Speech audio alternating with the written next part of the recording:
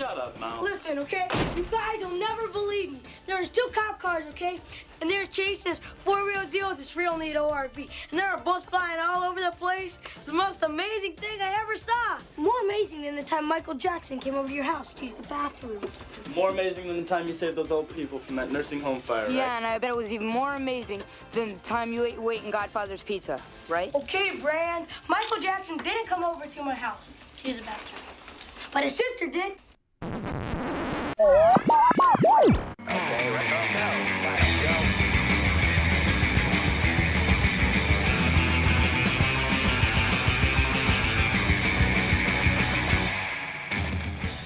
Hello and welcome. Welcome and hello. This is Wait, You Haven't Seen? It's a show where we talk about movies, and specifically, we talk about a movie at least one of us has never seen before. I'm your host, Travis, a.k.a. TV's Travis. This is episode number 259. And our movie this week is 1985's The Goonies, and here to talk with me about it, somehow he had never seen it, it's the world's most okay DM, Dennis. How you doing? I'm doing well, and life feels a little more fulfilled now that I can finally check that off my list and stop getting crap for never seeing the Goonies. To be fair, I've seen the end of Goonies like 50 times, like from the beach on. Okay. I've seen that like 50 times, but nothing else. So, okay, I gotta know, how is it you didn't see this? Because you're around the age that this would have been one you would have caught as a kid. So I was born the year after this movie came out. And when we were growing up and we had cable, it was one of those things where, we didn't have DVR or anything. So it was just sort of whatever channel you flip it to, that's what's on. And every time I flipped it to where it said The Goonies, it was always the beach scene. And later, it was always the end of the movie. I never saw the other bits. And then, time went on. Eventually, I grew up, and then I just never got around to watching it. And I've seen clips. I've seen the Truffle Shuffle, and I've seen Hey You Guys, and one of my favorite TikTok memes of all time is towards the end of this movie where Chunk is talking to what's his face about, like, I'm gonna take care of you, I'm gonna take you home because I love you. And it's like when you take somebody home drunk from the bar or something like that. Yep. Like the next morning when you wake up. So somehow I've never actually sat down to watch the movie. Everybody I know has seen it. Everybody I know gives me crap about it. But yeah, so now we can put that to bed as I have finally seen it. There you go. So this is one I definitely saw when I was young. I didn't see it in the theaters. I was only about 4 or 5 when this came out, but I saw it pretty early on. It was one of those movies that just as a kid, somebody you knew had it on tape or something, and you watched it. And this was in there with the same time as I think a couple years after this was The Monster Squad, which was another movie very similar to this group that of I've kids. seen. Yeah. Okay. So yes, it literally just feels like the same movie with just a monster twist to it almost. Yeah, and it was the kind of thing where I don't want to say the Goonies created this type of movie, but there weren't, like, the 80s, we had a lot of these. We had Stand By Me came out in the 80s. We had this movie, Monster Squad. It wasn't too long after this. It was early 90s, but The Sandlot is that same, story of a bunch of kids in their summer or like at a certain period of time, and sort of this adventure and or coming of age story. This has got much more of the adventure than any kind of coming of age thing. Like Stand By Me was more of the the highbrow version of this, right? Where the kids are like growing up and going through something. This is the pulpy adventure version. It makes sense that Steven Spielberg was involved. He kind of came up with the basic idea of it and then produced it. Okay. It's written by Chris Columbus. So they had worked together. Chris and Steven Spielberg had worked together the year before this movie, and they liked it. They liked working together enough. They did this, and they also did Young Sherlock Holmes that Chris Columbus wrote and Spielberg produced. So there was all that, and then they brought in Richard Donner to direct it, and Richard Donner was great. He's one of those directors that just made, like, there was something fun about a lot of his movies. I mean, It's Superman, right? I was gonna say I saw that name and I was like, yeah, that's Superman, the director of Superman, right? So I was like, okay, because I was like, yeah, as soon as I saw the director's name, I was like, wait a second, I know that name. So okay, so yeah, it was Superman then. Although it is funny that his movie before Superman was The Omen, like, so he had some range. Like he did some different stuff, but he had made Superman in '78. He had worked on Superman 2, and then ultimately they didn't. He got fired from that or quit, but there is a Richard Donner cut you can watch of that. There's a Richard Donner cut. He made The Toy and Lady Hawk right before this. Lady Hawk actually came out the same year as The Goonies, and those are both Richard Donner films. And then a couple years later... I didn't know he did The Toy, because we had that VHS growing up.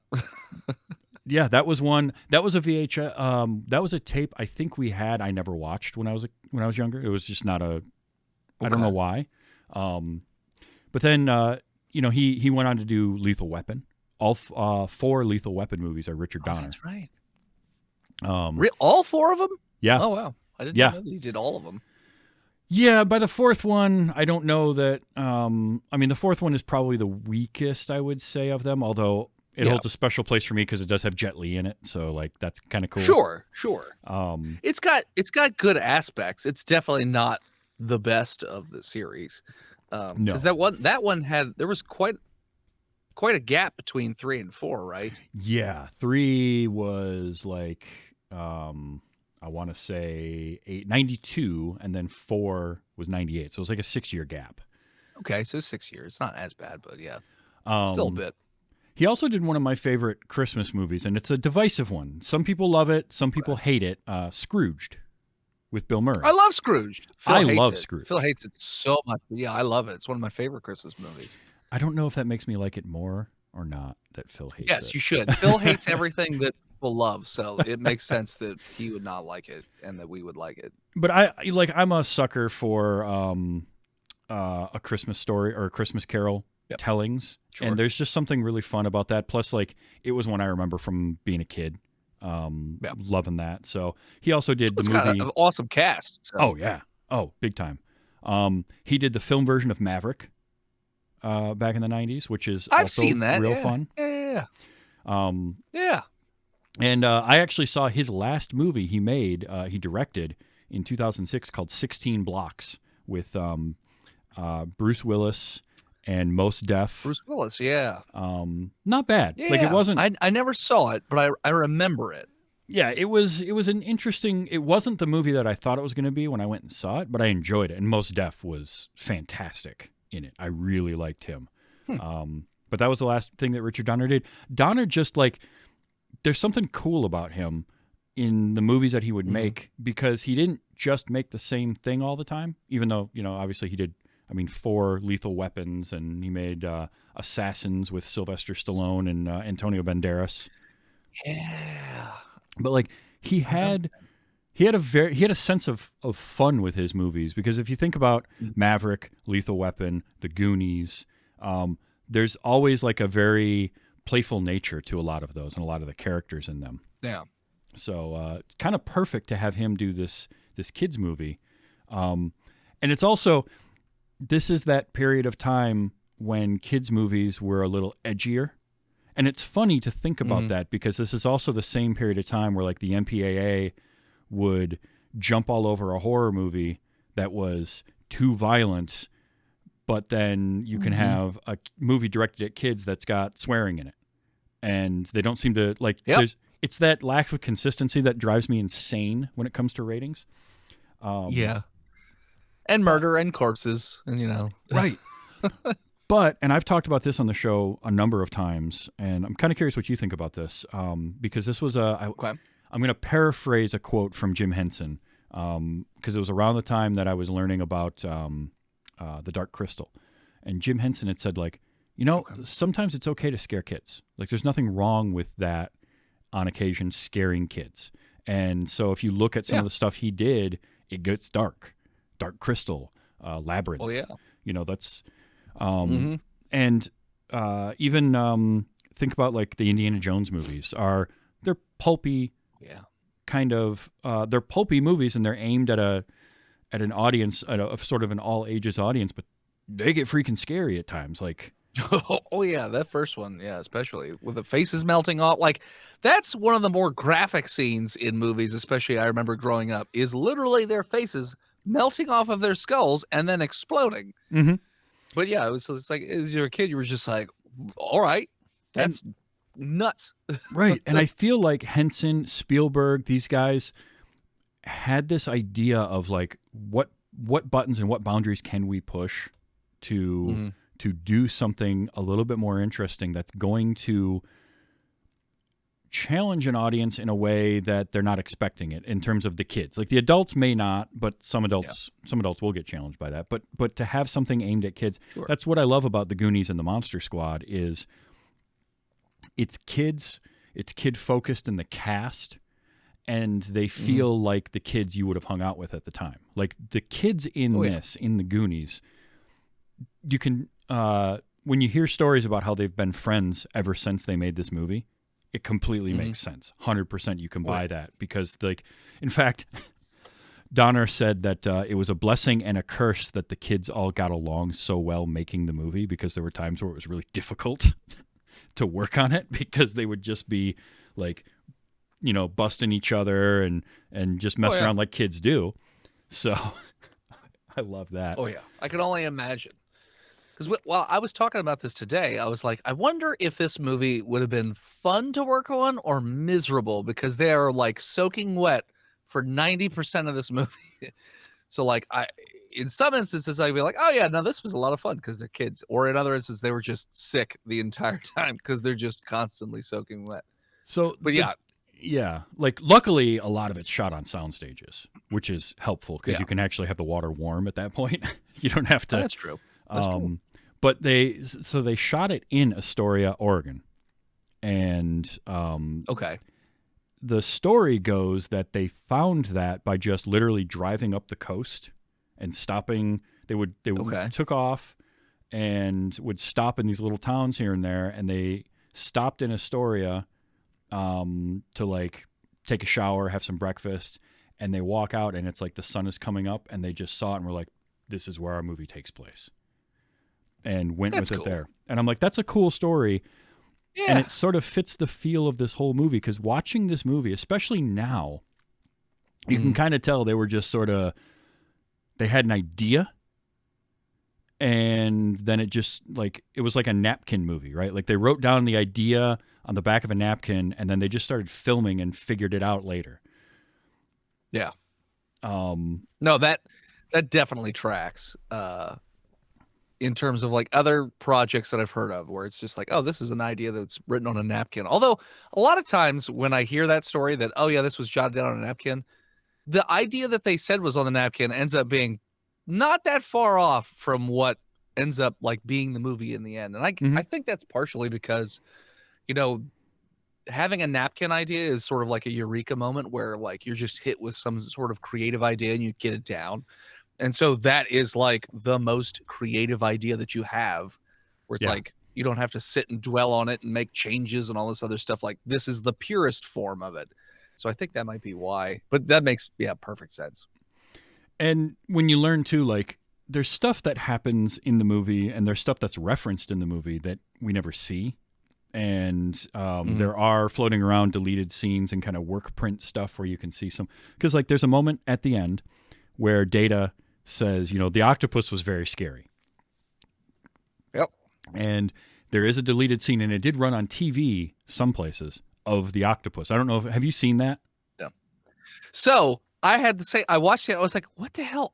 He said octopus. There was no octopus. And then I was like, but I seem to recall there being a deleted scene. So I went on YouTube and looked it up. And I was like, yep, no, I can see why they cut that scene. Yeah. It is kind of goofy, but they didn't fix the line. So I was like, all right. What is this? What is the octopus?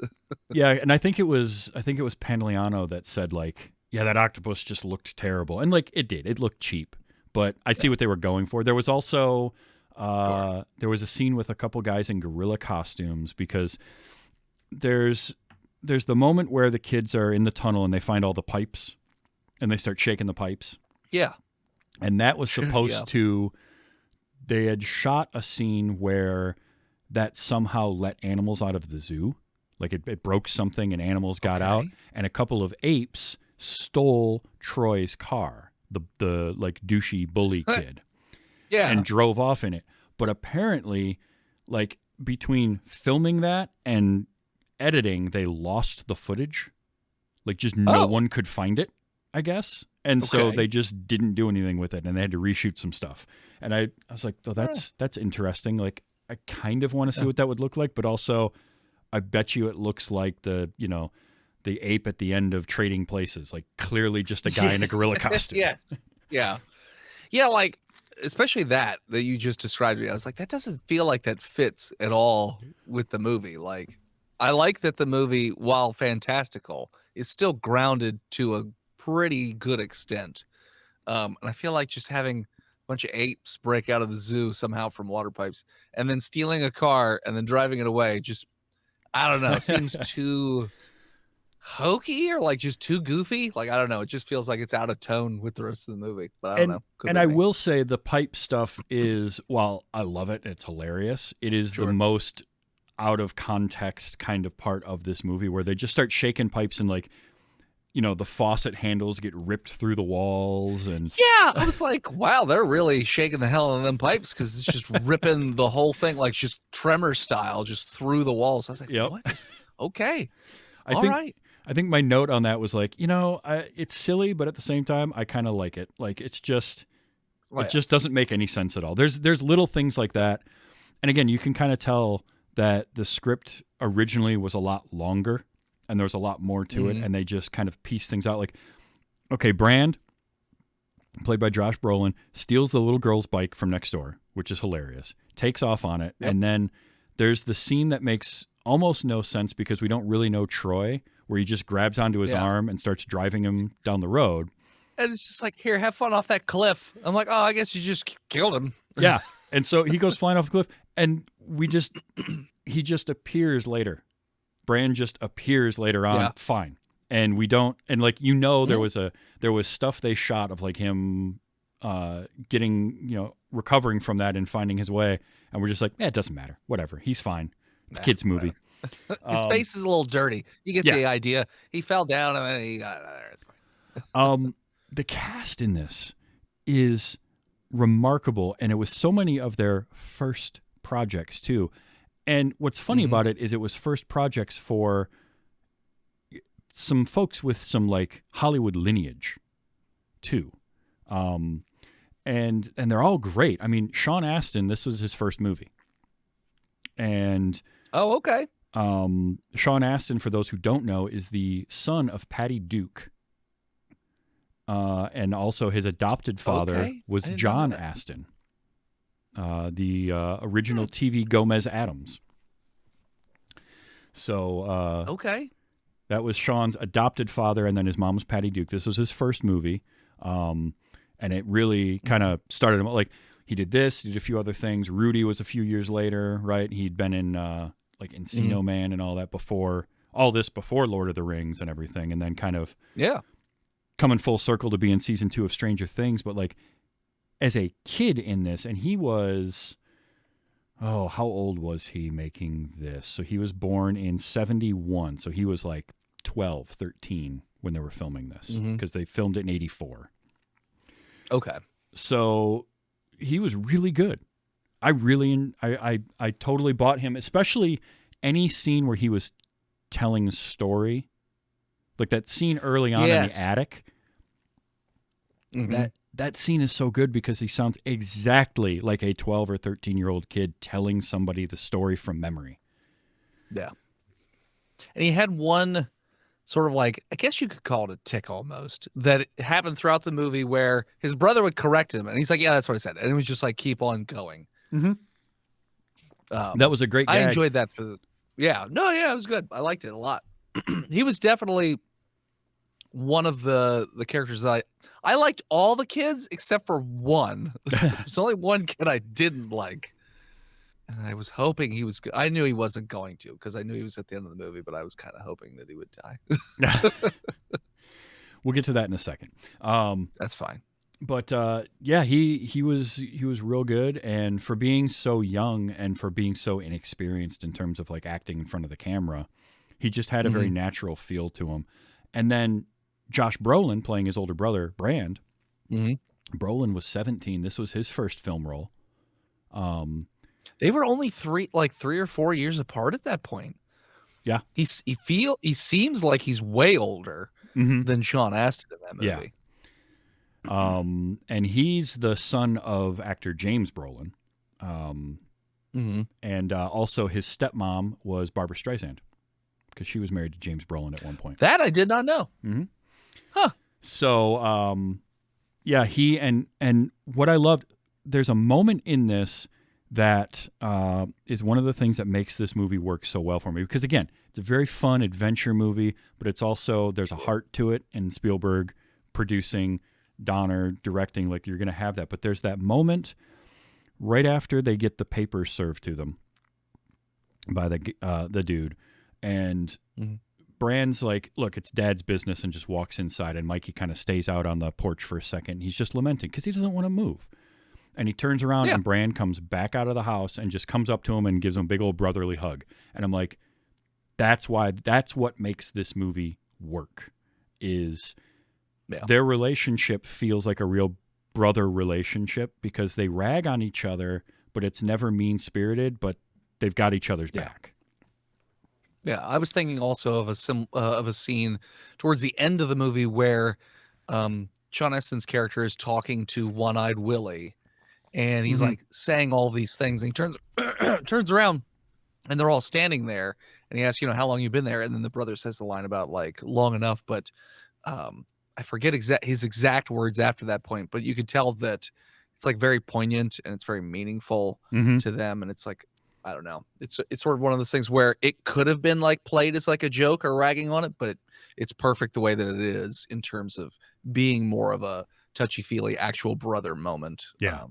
Well, I really liked their dynamic, and again, first movie for Brolin, who has gone on to have a hell of a career. And what was funny was he hadn't had many roles before that, and he kind of didn't really. He was just trying to figure out how to be an actor at all. And I loved in an interview he gave talking about Spielberg didn't direct this, but he was on set a lot. And Brolin being kind of 17 and wanting to get into acting, and probably because of his stepmom and his dad, he's reading like what does he said? He said he was reading Stanislavski, and he was like doing something else, and he starts talking to Spielberg about like, does this mean this, and like, should I be thinking about this? And Spielberg's like, just act, man, and he's like, he wasn't being rude. He was just like, just go out there and do your thing and react and have fun. And he said it was a great environment to be in, and like it was just a kind of a really cool experience. And also, I think this might be my favorite of the stories from Josh Brolin, because I watched a few interviews with him, which, by the way, if you can ever find him on interviews of him on Colbert, watch those. Okay. Those two are such good friends, and it is awesome.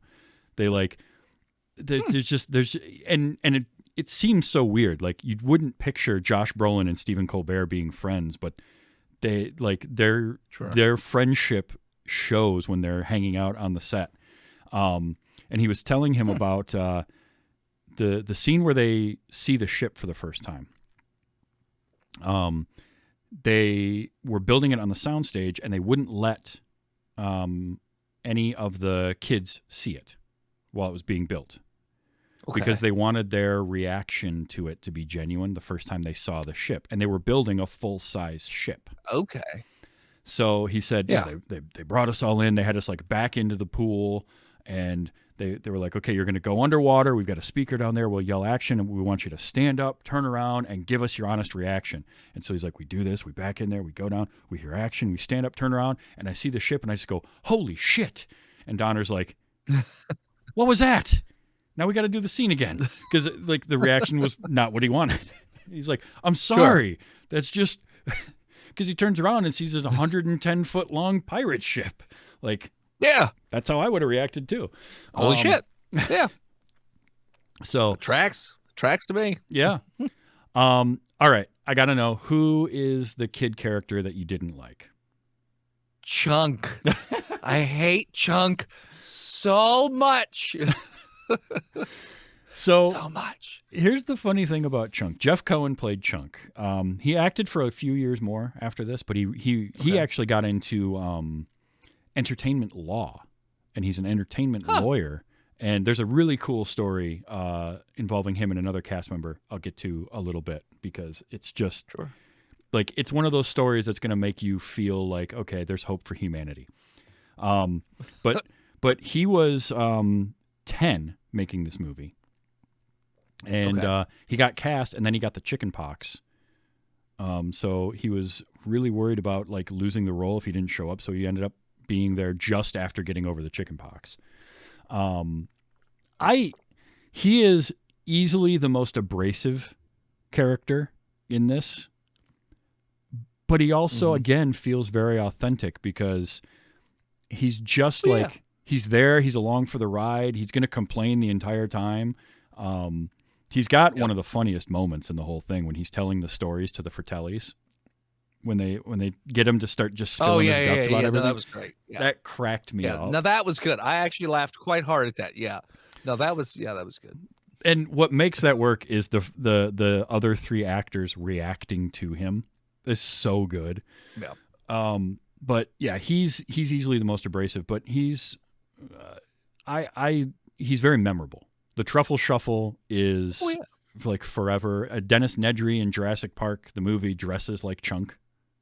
If you ever pay attention to that. So my buddy had sent me that link, and a link to an article where, like, they show 3 different outfits from Jurassic Park that the Dennis character wears that match different outfits from the Goonies. And I don't know if it's ever been confirmed that was like intentional or not, but that's like the running theory, I guess. I have to think it is. Spielberg being involved in both. It's too perfect. But yeah, Jeff Cohen, he only acted for a few more years, but yeah, he does have the moment where, especially on this watch, I'm like, wait a minute. When he's stuck in the freezer with the dead body, and he's yelling at them to let him out, and then after the Fratellis leave, he just walks out of the freezer. He just leaves. Like, I was like, why didn't he do that at any point? You could open it the whole time. It's like, oh, okay, yeah. So yeah, it's not like they showed him like figuring it out. He just leaves. I was like, oh, okay. But he does get to have the wonderful moments with Sloth, played by John Matuzak. Yeah. John Matuzak, who was an NFL player before becoming an actor. Yeah. And what was he, the Lions or the Browns or something? He played who he played for, but yeah. He played in Oakland. I think he played in Kansas City. He played for a couple different teams. Okay. Huge guy, though, like 6'8", 300 pounds, right? Like just mountain of a human being. Probably a lineman, if I had to guess. Yeah.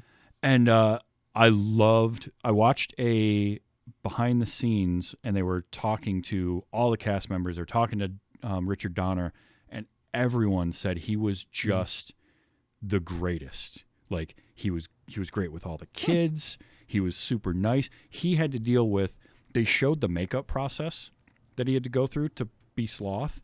It was crazy. He not only had the makeup, but there were like extra appliances that made his head different shaped and that eye, so he could only see out of like one eye, and the ears, all that stuff. And he would be in, have to go in at like 3, 4 a.m. and sit in the makeup chair for 4 hours before they could film, and he never complained. And they even had the Richard Donner story that got me was there was a scene in the water, and they told the kids, you can't get John, you can't splash him because it'll mess up the makeup. And something happens, and the kids do because they just get excited because they're seeing him. And Matuzak just looks at Donner. He's like, we got to do it again? He goes, yeah. He's like, all right. He just shuffles on back to the makeup chair to go through the whole thing again. Sadly, he passed away way too young. He was about 38, I think, when he died. But just huge. And he has that great moment where he rips open the shirt, and it's the Superman shirt underneath. And I captured and then that. It plays the Superman theme. They played John Williams' Superman theme. And Sloth is probably, I don't even think probably. He is by far the most recognizable character from this movie. I mean, oh yeah, hands down. And it's such a memorable character for basically just being kind of a big guy. Yeah. Because he doesn't really do much until the very end, but he's there the whole time. Yeah.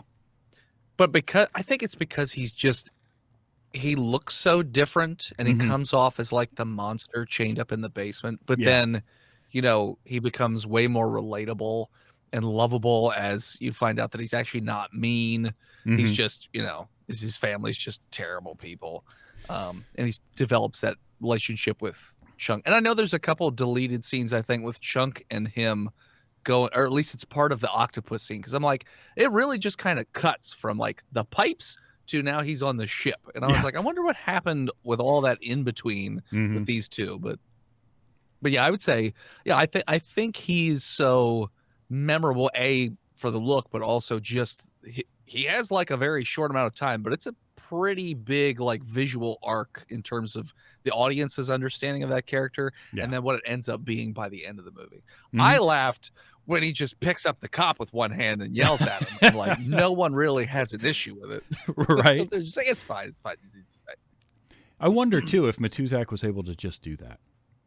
Like I'm sure there was he probably could, but he probably could have grabbed that guy. Maybe have like a harness or something he can grab onto so his shirt doesn't rip, but he's probably strong enough to do it. Yeah. Let's see. Corey Feldman is Mouth. Corey Feldman's great.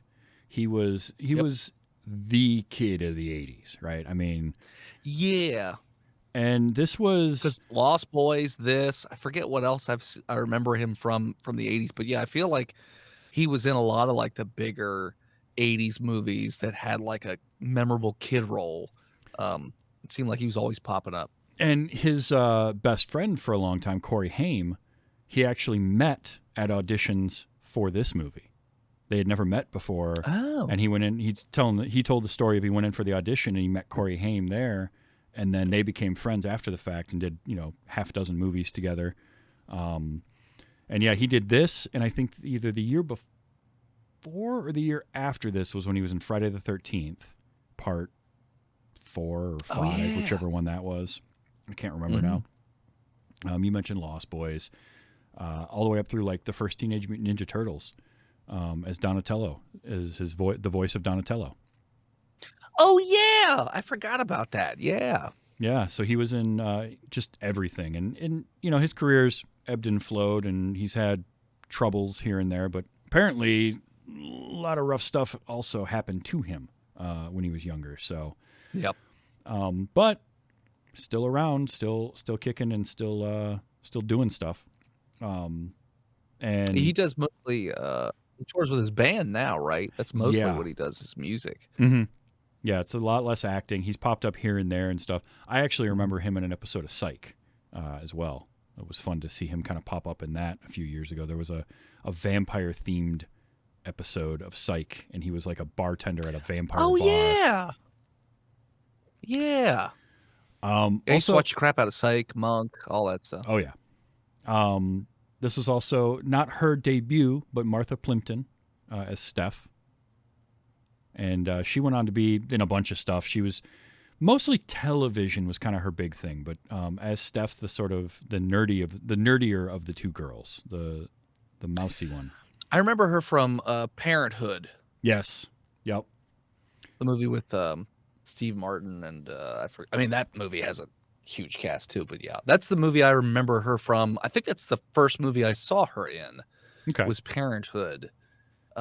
So yeah, so as soon as I saw her in this, I was like, oh, okay, yeah. So, Data, by the way, probably my favorite of the kids, just because he's got all the inventions and he's fun. Ki-Hei Kwan or Ki-Hui Kwan, as Data, who, he had worked with Spielberg a year or two before on Temple of Doom as Short Round, and so here's the story I wanted to tell that involved Jeff Cohen.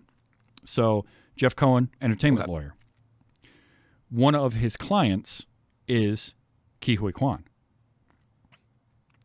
who Jeff Cohen helped negotiate Kwan's deal to be in Everything Everywhere All at Once, which ended up getting him revitalized his acting career and got him his Oscar. And they've been friends ever since. In his acceptance speech, he talks about his Goonie brother for life, Jeff Cohen, and it was, he was instrumental in getting him that role. Because unfortunately, like, he did Temple of Doom, he did this, he did a couple of things afterwards. He was in Encino Man, actually, as well. But he said that, acting jobs were kind of few and far between. And he moved to doing more behind the camera stuff and stunt coordinator stuff. But he still wanted to be in front of the camera. So Everything Everywhere was, a huge deal for him, for a lot of reasons. Which it blew my mind because I didn't know he was in it when I went to go see the movie. Right. And I literally said out loud, "Oh my God, that's Short Round." Yep. And because that's what I knew him from. And he was amazing in that movie. And he's really good in Loki too.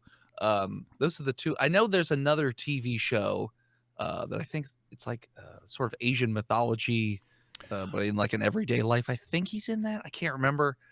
But I remember him talking about how after the Goonies, as you said, the roles were far and few between, but there was also a lot of like typecast or like samey stuff. So he just kind of got out of it. But so I was so fascinated that he waited, like he was out of acting for that long, and then just his first performance back is insane. And I remember even the other actors and actresses in that movie being like, how? Like, you're so good in this. Like, what? Because I did that movie just recently for the show. And I had seen it in the theater, and it like every time I watch it, I'm just blown away by how good he is in that. And it's like, it's such a shame that we missed out on him for so many years getting more roles, because he just brings something with him. Like, there's a reason you get cast at his age in Temple of Doom. And people, it really bugs me when people rag on like characters like Short Round as being super annoying, because it's a kid. By default, kids are kind of annoying. Let's be real. Yeah, I don't even think he was that annoying in that movie. But no, I don't think he was. Sidekick character. 100%. Yeah. And it's hard work to do that. It's hard to portray that kind of character. It's like everybody that would get on Jake Lloyd for Phantom Menace, right? Like, here's an 8-year-old kid playing a 9-year-old kid. He was fine. There was nothing wrong with his performance at all. Now, dialogue didn't help him much, but that's not his fault. He's just doing his job. Yeah, exactly. Yeah, it's the writing that doesn't do it good. Yeah. But no, Ke Huy Quan is so good in Everything Everywhere, and I love him as Data. Like, Data is such a fun character because he's got all those just goofy things, and then to see at the very end his dad is just the older version of him. The camera. It was so good. Yeah, I loved that. And even that, like, you only meet his dad for 2 seconds in that movie, and yet it's still a super touching scene where, the camera doesn't work, and they talk about, who cares about that? Just, give me a hug. And then he's like, you're my best invention. That's a very touching, very short moment, even though that's the first time we ever see this, interaction between these two. But as soon as you see the invention, you're like, okay. Yep. So this is where this connection between these two comes from. So yeah, that was really good. Yeah, and I love those connections with the family members in the short period of time we get them. Like Mikey and Brand's mom, who was played by Mary Ellen Trainor. She's great because, like, I know from Lethal Weapon. Yep, she was the cop therapist or whatever. Yeah, yep. She's like, you can tell where Mikey gets the whole thing that he doesn't quite know the right word to use, the right phrase. He gets it from her, and it's it's a great. Because she does it a couple of times, I think. Yeah, once or twice. And it's just a great little shorthand of like, okay, no, that's how you would pick something like that up. Is like having a mom that just uses idioms wrong, and and then you got Brand who corrects everybody. That was a favorite running gag of mine in this movie, is Brand being like, no, it's this, Mom, or it's this, Mikey. So that was a lot of fun. Also, the Fratellis in this are great because they are very much slapstick villains. Yes. Yeah. Which is funny because the one Fratelli, the bald one who says he doesn't have a whatchamacallit, but he is bald. Mm-hmm. He was in another movie where he's a slapstick villain, Baby's Day Out. Yep. Joe Pantoliano. So it's just like, oh, okay, this is a very similar role. So Joe Pantoliano as Francis is an actor that I love, and I've seen him. He's been in The Fugitive as Cosmo and its sequel. Mm-hmm. Yep. He was in The Matrix. He was in Memento. He was in The Sopranos. He was in one of my favorite movies of all time, Running Scared, as the character Snake, which is an awesome character he plays in that because they make the joke about he's got sort of a punk rock look to him. So he's got the male pattern baldness, but he's got it like dyed red in the front, and they make the joke that the top of his head looks like a parakeet. And he's just a low level criminal because Running Scared is a buddy cop movie. I don't know if you've ever seen it or not. Okay. No, I've never heard of it before. So I'm going to go off on a quick little tangent here because I must preach the good word of Running Scared to you. So in the pantheon of buddy cop films, everybody always talks about like Lethal Weapon, right? And maybe 48 Hours is another good one. Yeah. For me, those are great. I like Running Scared better. Running Scared is Chicago cops, not New York cops, not LA cops, Chicago cops, and it's Billy Crystal and Gregory Hines. Oh. In Chicago in the 80s. It is as 80s as it gets. And they're cops who have to go on a forced vacation to Key West and then decide they're going to retire to Key West and open a bar, but they've got one last thing to catch a drug dealer before they can retire. It's such a silly premise, but it's so much fun. The chemistry between them is great. And Pantoliano, it was a movie that I saw probably younger than I should have because it's definitely like an R-rated 80s action movie. But Pantoliano's in it as Snake. It's got Jimmy Smits in it as the drug dealer Julio Gonzalez, which is why, partially why, if I ever see Jimmy Smits in anything, I'm just like, I don't fully trust you, man, because you're gonna end up like you're trying to sell dope. I know it. Yeah. But it's a great movie, and you should absolutely watch it. It's one of the funnier buddy cop movies I've ever seen. So, but Joe Pantoliano, I'll have to check it out. Yeah, and like he's great, and him and then Robert Davi, who played Jake, his brother, they didn't get along at all making this movie. And and it works. Like they had this weird rivalry, and apparently, according to both of them, it was it's like it came out in their audition together, and the Richard Donner and Steven Spielberg were like, that's perfect, let's use it. And so they would like pull pranks on each other. Like I think he said Robert Davi like nailed his dressing room door shut so he couldn't get out of his dressing room one time, and like made some comment about his toupee during the audition, and like all this kind of stuff. He's like, yeah, we didn't really like get along at all. Like it feels like as they got older, they maybe came to a point of sort of a mutual respect for each other, but like they just were never friends. And so, but it worked so well here. Yeah. And it translated onto screen. It's just like they just didn't like each other, and so it works as the brothers that hate each other. Yeah, they're literally pulling guns on each other for like eating their piece of pizza. That might be one of my favorite moments where he says something about pepperoni, and he just turns around and hucks a slice of pizza at him across the room. Throws it at him. and then they both draw guns. They're just all right. And then you got their mom, Mama Fratelli, played by Anne Ramsey, who Anne Ramsey, man. Throw Mama from the Train. Yep. That's where I know her from. Oh, yeah. She was also, wasn't she in, what was the horror movie with the robot from like the mid-'80s? She worked again with Donner on Scrooged. I remember that because she's the woman she plays Woman in the Shelter. Deadly Friend, that's the one. If you've never seen that before, Deadly Friend,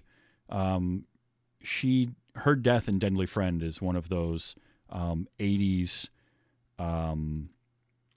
'80s horror like cult classic moments. Her head gets crushed by a basketball. Okay. It's as crazy as it sounds. Like she plays the exact same type of character, just a crotchety old woman that like lives next door. She was just this at this point. But man, she by the way is one of the 4 Oscar nominees that were in this movie for acting. She was nominated for Throw Mama from the Train. Ke Kwan was nominated for Everything Everywhere and won it. Sean Astin got a nomination somewhere, and then Brolin did as well. Those 4 were all Oscar nominees. Okay. But Anne Ramsey was great. I love Anne Ramsey so much. And she apparently she was like really slapping Robert Davi in a lot of those scenes too, just hauling off and hitting him. Okay. And the Fratellis have those great. She has such a weird dynamic in that movie because she like sometimes she comes off as like this evil genius, like the escape scene. I forgot about that where like she's waiting for a truck race and then joins it. Like, okay, evil genius. And then other times she's just like mean for the sake of mean for like no reason at all. And it's like, why? Like, why are you this way? And then I love the end where she like her and Sloth are like they're having this moment together. And she's like, yeah, I used to sing to you. And then she says the line fall, and then it sets Sloth off. And she's like, okay, well, I only dropped you like a couple of times. She's great. Just tosses her off the boat at that point. Yeah. Oh, I love that. Like, it's fun because of the silly, outlandish nature of everything. But then there's those other moments. Like you mentioned the car race thing. I always forget that's how this movie opens. I've seen it a few times, but it's just for whatever reason, I don't think about the opening title of like the title sequence where they're doing that car chase through town. And it's silly and it only happens in a movie, but to have a sequence where all of your main characters can be shown, I don't know. There's something about that I like. And, but then to end it with, they just dive into this, 4-wheel drive ORV race on the beach. I'm like, that's really clever. That's a clever way to get away from the cops. Although I will say, it looked like her car was like way better than everyone else's because like she's towards the front, and I'm like, hey, maybe stay in the middle of the pack. Yeah. Try not to get attention. Yeah. Dial it back a little bit there, Mama Fratelli. Yeah, a little bit. It's her competitive nature just coming out. She can't help it. She can't help it. Yeah. So, did you have? Because you said you've seen the ending of this a bunch, but did you have like a favorite moment throughout it when you were watching it here? Did anything really stand out to you? So one of the moments I laughed, I mean, we talked about the Chunk reminiscing about all the things he's done wrong in life, which I thought was hilarious. But for whatever reason, when Chunk and Sloth got to the pipes, and Sloth just jams it up, and you just hear like crying and screaming. I'm like, and it just gets real quiet where he's just looking around like, what did I do? Yeah. I was genuinely like, now I'm very curious. Like, where did that pipe go? Because everything else, like one makes a toilet explode, and they're getting things sucked out of the walls. But I'm like, what did Sloth do? Yeah. But I enjoyed that, and then I also liked. It's very like Raiders of the Lost Ark, where they have pieces of the puzzle and they're trying to figure things out. Mm-hmm. So like them, reading the map and going to the places where all the stuff is and lining it up on the medallion and so on and so forth. Like I love that stuff a lot too. Mm-hmm. But probably my favorite moment in the movie that I laughed the hardest at was where Feldman is speaking to the Spanish cleaner, like trying to translate what she's saying, and he's just like telling her all these terrible things, like, "Oh, that's the sex dungeon up there. Like, don't go in there, and like, don't do this, or we'll lock you in the basement with the cockroaches for 3 weeks." And like, just all this stuff. That was probably my favorite scene, just because I laughed the hardest at it, because it was so ridiculous and yet believable, and something that a child, especially that child, would do. Yeah.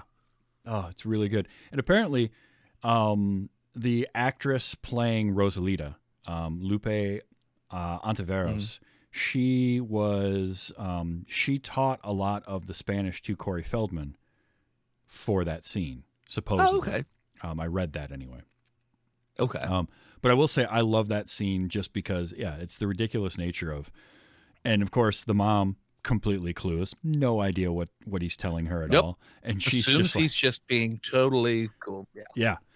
Like these kids, that's the thing about it, is these kids feel like real kids. Not just that they're played by kids, but like the way they're written actually feel like children. Yeah. And modern movies, a lot of times, like, you could tell that the dialogue's written by a 30-year-old man who doesn't really know how kids talk or like act or anything.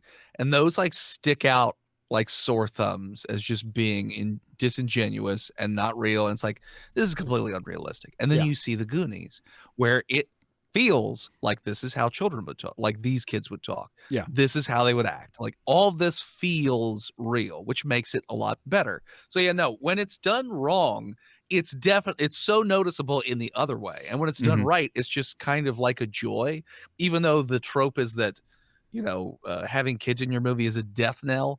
But like these kids were amazing because they come off as being like genuine, real people that like, I could see how this would happen. Yeah, sure. And the other thing too, I think, is that it doesn't feel like a group of random people that they're making into a friends group. That actual camaraderie between them shows. It's sort of like, like there's been the last, I would say, maybe 10 or 12 years has been that real big swing of like a lot of 80s inspired stuff and groups of kids again, right? It sort of Stranger Things kind of really kicked it off. And we've seen a ton of movies, and you know, whether it be adventure movies or horror movies or sci-fi, whatever it is that has that thing. Super 8 has come out in that period of time, maybe a couple years older than that. There was I can't remember the name of it. There was a horror movie, slasher movie that I watched on Gore that was the same thing. It was like Summer of '84 or something like that. And the ones that work have that same thing, right? Stranger Things works because that group of kids get along so well and they're genuinely friends. And Monster Squad worked because those kids felt like actual friends. That's what makes this work. And then to learn that like they all have stayed in contact with each other. There was a great video of Corey Feldman watching the Oscars when Ke Huy Quan won, and like reacting to it at the very moment, and like sending him text messages and all this kind of stuff when it's happening. Like they're genuinely just pulling for each other and being friends, and it's really cool. And like I mentioned, because you know, a lot of times you'll hear like them ask celebrities about like famous movies, like, "Oh, do you still talk to your castmates?" And they're like, "No, we don't ever talk to each other. Like we're not friends." So that's neat. That to this day, because well, what is that now? 40 years, I guess. So it's been like 40 years almost since that movie came out, and they're still friends. Like that's just, I don't know. That's just cool. There's something cool about that. Yeah, I mean, there's a thing where, like, we talk about this on another show I do called Those Were the Days, when we're talking about old TV, and we always worry that we're going to get the the cast that hated each other, right? The Laverne and Shirley thing, where they got to a point where they just couldn't stand each other anymore. And it's like, it just breaks your heart because you love the show, and then you find that out, and it's like finding out that, Cousin Larry and Balky from Perfect Strangers still friends to this day, that kind of thing. Like that warms your heart. And so when you see, and with kids too, these kids getting together and spending months together, I'm sure at that age, those are bonds that don't go away, and you hope that they can stay in contact. And like, are they talking every single day? Probably not, but I'm sure they see each other. They've a couple of times worked together, that kind of thing. So it just helps a lot. And like, then you go the opposite end and you find out that Panigliano and Robert Davi didn't like each other while they were making this movie, but their chemistry, there's your professionalism at work though, because their chemistry on screen was great because they took that animosity towards each other and let it feed the characters and let it feed that. So when they're yelling at each other and like hands around each other's necks, it feels real because it kind of is. Yeah. You think they were ever like, hey, like, could you, like, director, could you tell him to, like, maybe not strangle me quite so hard in the scene? You do wonder about that. Well, also, I love the music in this. The music was just yes. but it had that adventure feel. It has, the whole movie has that adventure-y feel, that pulpy adventure thing going on. It feels like a kid version of Raiders of the Lost Ark. Like if Raiders of the Lost Ark was just basically rewritten music-wise for like characters that were 20 years younger, it just has that feel to it. The music's pretty much on point. You know, I can't think of a scene where, you know, it isn't, like, it doesn't fit. A lot of times that'll take you right out of the movie. And this one, it just enhances every scene that it's in. So yeah, so 100%. Yeah. Love the music in this movie. One thing I wonder though is, like, how did music rights work back then? Because you've got a movie that's using Superman, the theme from Superman, like a snippet of it, yes, but that's clearly the theme from Superman. And the James Bond theme shows up in here. And, yes. And there was also the theme from The Adventures of Don Juan, is that really adventure-y music that they had playing, that motif going on the whole time. So, like, they're reusing a lot of music. Okay. I'm just curious. I know something like Jake Fratelli being an opera singer, which was a thing that Robert Davi kind of did for the character. Like, he wanted to do that, which I liked. I liked that as just a weird quirk for that character. Because he does it quite a bit for a little while, and then it's just kind of like he gets busy, so he doesn't have another opportunity to sing. But he's like singing to Sloth, and then when Chunk runs up to the car and I guess can't see anything, and I was like 100%. This is definitely the Fratellis, just based off the dialogue that he's spouting at the window, and the lights come on, and then he just starts singing opera again as they stuff him in the car next to the corpse. I loved that. But yeah, it's just interesting to me when you see an older movie like this, because you think about that today, and that's a thing that can cause a lot of issues on a movie, is getting rights for music and music that you want to use. Do you think it's partially because, like, especially the Superman thing, because of the Donner connection? Like, maybe, it's easier for him to pull strings because he did direct it, so maybe he would be able to very easily, know who to contact and sort of, just like, hey, I just kind of want to use this like real quick theme in the song or something. I feel like, like that probably is a way to do it. But like the James Bond one, that one I don't know about. Yeah, but hey, I guess, I mean, in 1985, Spielberg had done Raiders, Temple of Doom, and E.T. Close Encounters? Close Encounters had already happened. Was that one done already by then? Yeah, that's like 78, I think. So like he had done all that stuff and he had been producing, so I'm sure he probably had a little pull by that point. He was definitely very much Steven Spielberg by that point. Like, a name that carried weight. But it's still just cool to see that kind of stuff, because like I geek out every time I hear that John Williams score for Superman, and so to have Matuzak just ripping the shirt open, it's a great moment.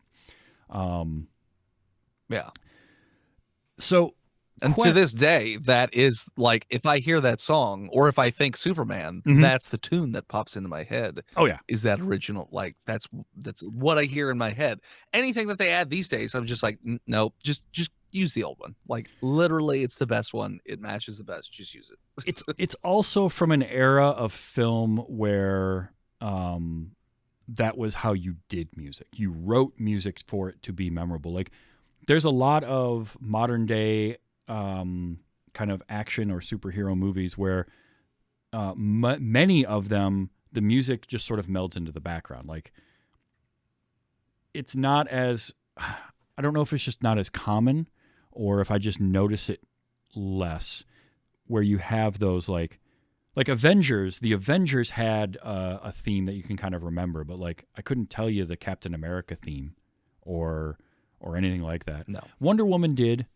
Yeah. I remember that, but that had like that driving drum beat. Yeah, because that has a very and like that the like Amazonian like rockish yelling in the background as well. Like that has a very specific theme to it that is memorable for that reason. But yeah, like Marvel stuff, like no. But you compare that I feel like to what you just said, like it feels like the music is made just to blend in, not really to do what it used to do. Yeah. Which is leave you with this lasting impression where you think about, you hear that music, you think about the movie. Like everything's tied together from that point. You don't really get that too much. Lord of the Rings is the last one I can think of where it was like that music was super impactful to the movie, and like separate from the movie, the music is amazing. That's the last one I can think of where it's like that drastic of like quality, I would say. Yeah, and it varies, right? Because like Michael Giacchino does a lot of really great scores, and I do feel like they're memorable in their own right, but it's not the same. The melodies aren't the same as stuff that John Williams was writing or Howard Shore did for Lord of the Rings. But it's there. There's some amazing scores and amazing soundtracks being made today. I don't want to take away from anybody doing that, but it feels like the style is so different from like John Williams would come up with, you know, a melody and then build around that, and it was a thing like you can say to somebody Indiana Jones, you can hear that music in your head. You can hear Star Wars in your head. Yep. You can hear Superman in your head. But if I tell you like you know, the 2009 Star Trek, you may not hear that one in your head, or some other stuff that Giacchino's done. However, a lot of his music, when I see, especially like if I see his name or I'm listening, I'm like, that sounds like Michael Giacchino.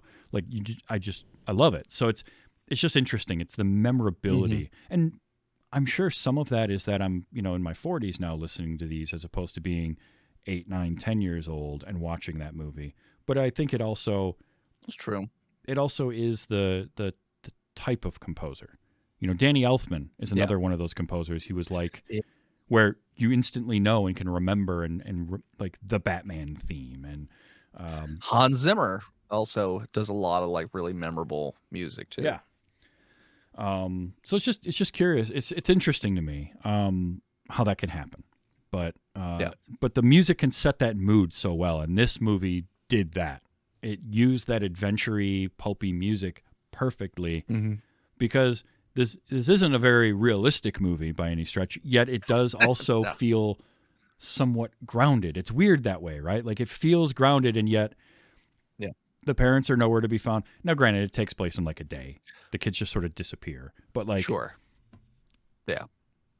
There's some truth to that. I mean, it was the 80s and latchkey kids, and like you could disappear for hours before your parents would really know what to even think of or where to look. So that's real. So it's one of those. Now, what I am curious about, because it sounds like you did really enjoy watching this. Yeah. Do you think, had you seen it as, you know, say an 8, 9, 10-year-old, that it would have had a bigger impact on you and been something where, you know, it's much more ingrained in you when you see it at that point? Because I put out on a bunch of the social medias, you know, hey, I'm watching the Goonies this week, and what did you think of this? Did you remember watching it? And I got varied responses. A lot of people saying, Jay Funktastic, who was my guest last week, was like, yeah, I had this on a VHS tape. It was a tape that I like wore out watching this movie and a couple other things he had. And my friend Alex said it's one of those movies he never gets tired of. Nothing specific about it, just the movie as a whole brings him those memories. Yeah. And then my friend Amy Frost replied saying that it was a movie that she just missed as a kid, and so she didn't watch it for the first time until she was in her 20s. And the feeling she got from it at that point was like, it's fine. Like it's not anything bad about it, but it just didn't connect. And I have a feeling it's a lot of it is that it's because it's kind of one of those movies. I never hear people talk about not liking the Goonies, but you either loved it or you were just like, it's not bad. You know, there's nothing wrong with it, but it wasn't for me. Part of that could also be because I have this happen a lot of times, and I had it happen recently, but I can't remember what the movie was, where you'll hear about a movie a lot, and people will talk to you about this movie a lot. And so you start to set expectations in your head. And then when you see the movie, it never lives up to the insane expectations that you've put on it because people have just talked it up. And I can tell you one movie off the top of my head that I had this with, and that was Scarface. I had people talk to me about Scarface a lot. And then when I was in college, I sat down and watched it. I was like, yeah, it's fine. Like, I don't understand why, like, it's mind blown or anything. I was like, okay, yeah, no, it's fine.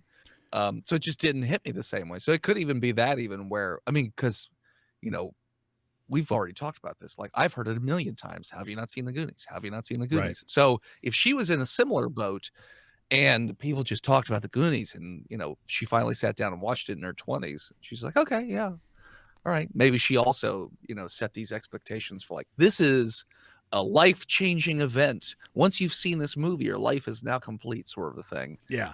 Could be part of that. And it's funny that you bring this up because this was the exact thought I had the moment the movie ended. And I was thinking about it on the drive up from the convention.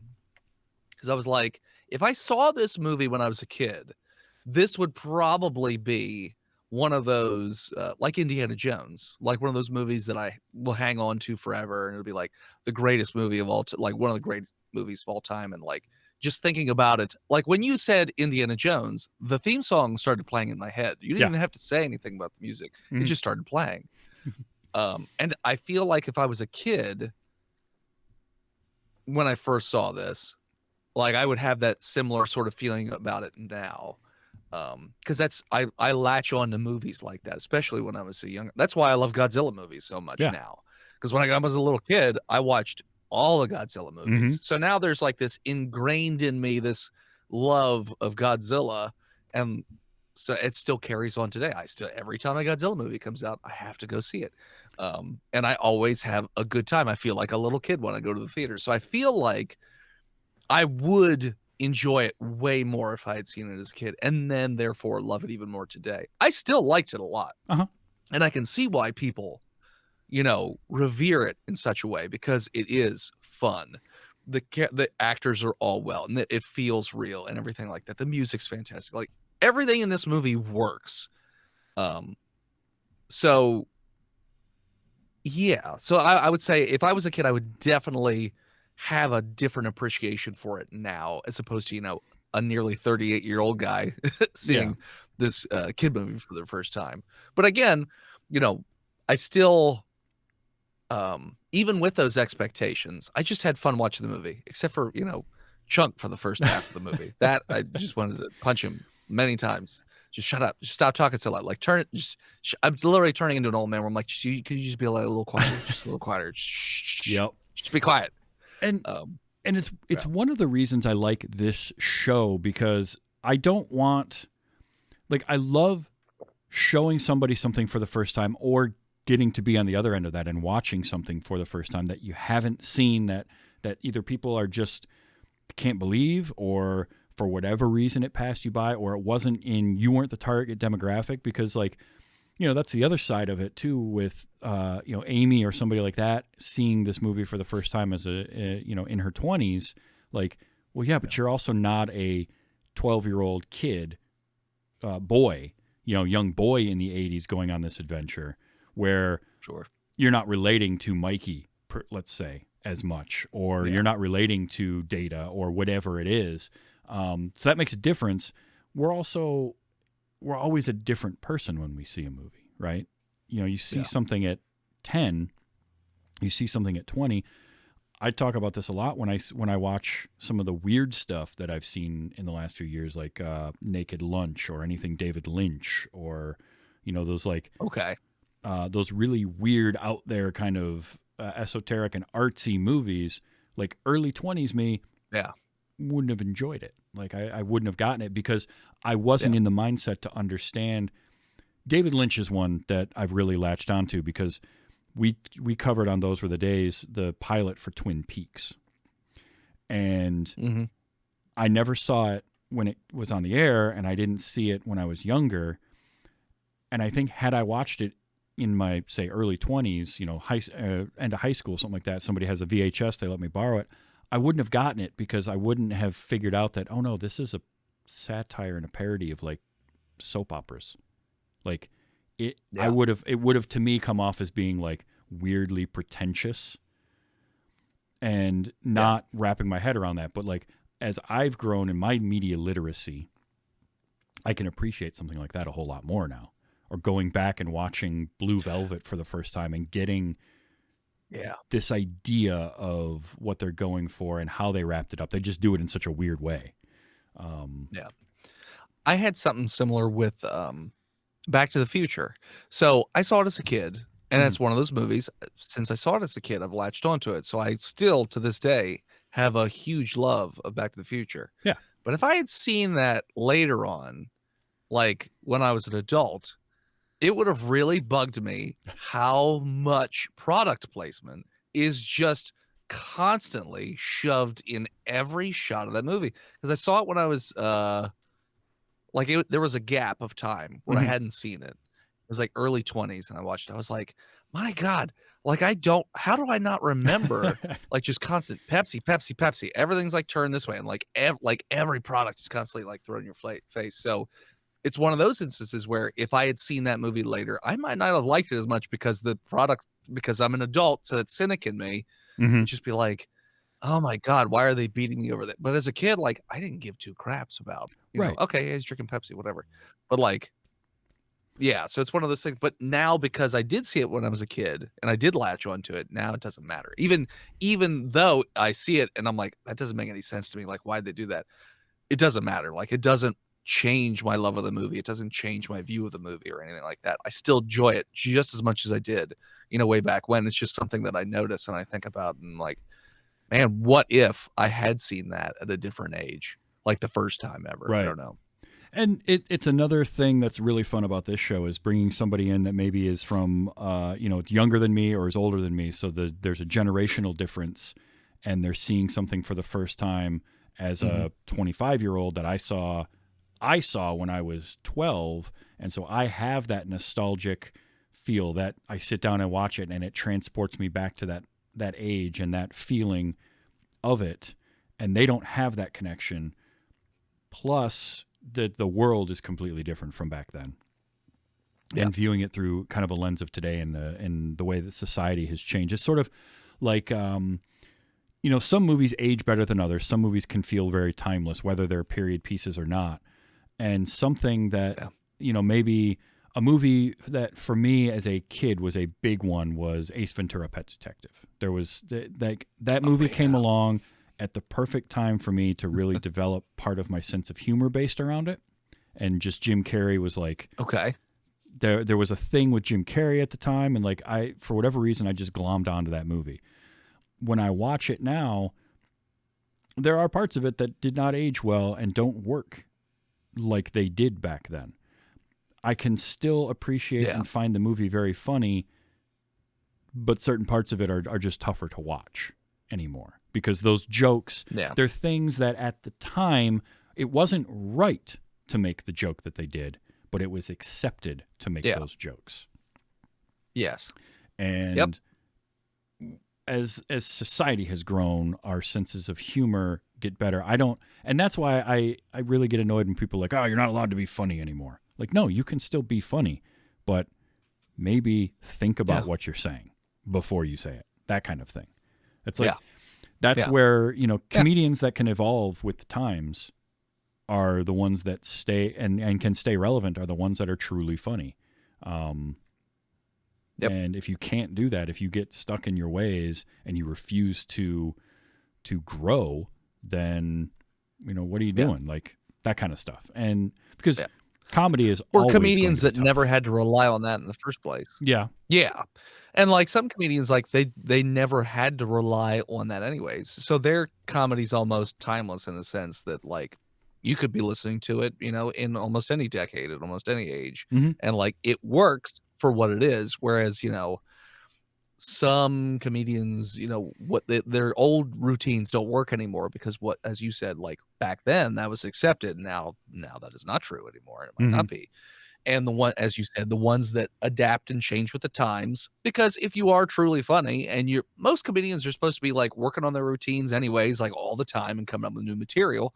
So like, if you are a legit comedian, that shouldn't be it should just be like another day at work kind of thing. Or you get some comedians that sort of embrace it and like dig in deep, but it works in the sense, like Bill Burr. Like Bill Burr feels to me like somebody who's just, yeah, I get what's allowed or not allowed, but it's kind of the shtick where it's just like, nah, whatever, I'm going to do it anyways. But not in like a mean sense, more of like a cynical sense. Yeah. I don't know. It's hard to describe. I love Bill Burr, but he is definitely a different flavor of comedy if you're not used to that. Right. It's like something that Carlin was really good at, adapting his style as he changed and as the world changed, where it stayed relevant all the time. And the thing about him is, like, I guarantee you, if Carlin was still around and doing comedy today, the things he would be talking about would be so very different from what he was doing 20 years ago, 25 years ago. And there would be people getting super upset about the type of comedy he was doing, but not the ones you think would be upset about it, right? Yeah. It's sort of oh, you just figured out that Rage Against the Machine, like what machine they were raging against, and now you're upset. Like that kind of stuff would be going on.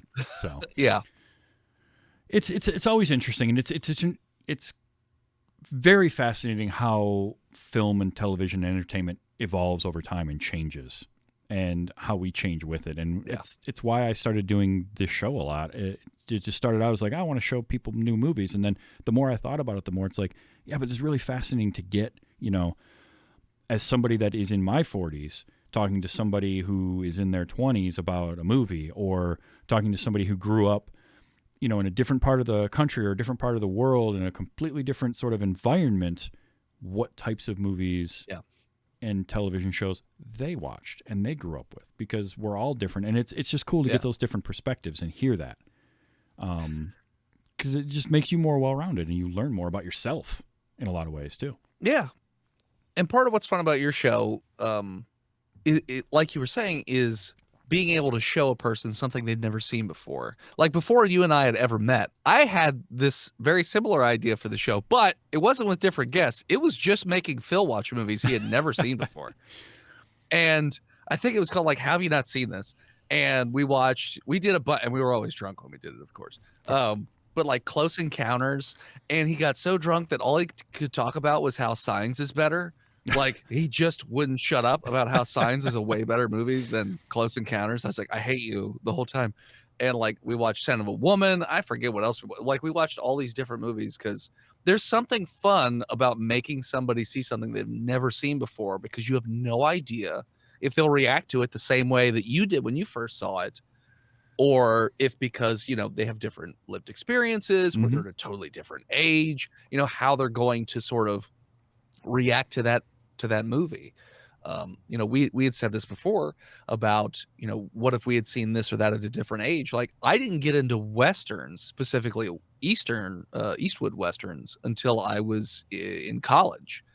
And then the first one I ever saw was Good, the Bad, and the Ugly. And ever since then, I've loved that flavor of Westerns, like Tombstone and like the Man with No Name series and like Unforgiven. But if I had watched those when I was younger, I don't think I would have enjoyed them as much, or really, because they're a lot slower burn. It's not constant like things going on like keep you entertained or something like that. As an adult, you can enjoy that sort of thing more. So it's sort of the same when you're making somebody else watch something that they've never seen before, because you don't know what they're gonna like, what the reaction is. So it's kind of fun in that sense, just to be like, okay, what's gonna happen? I don't know, but we're gonna find out. Well, maybe he'll be crazy and think Signs is better than Close Encounters.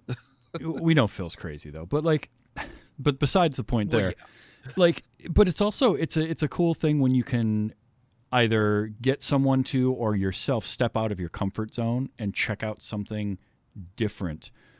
Like I had a guest who, one of the things we talked about, because we watched Rear Window, and one of the things I talked about with Jeannie was her push against watching the quote classics for a long time. Like if somebody would tell her that a movie was a classic, it would instantly make her not want to watch it.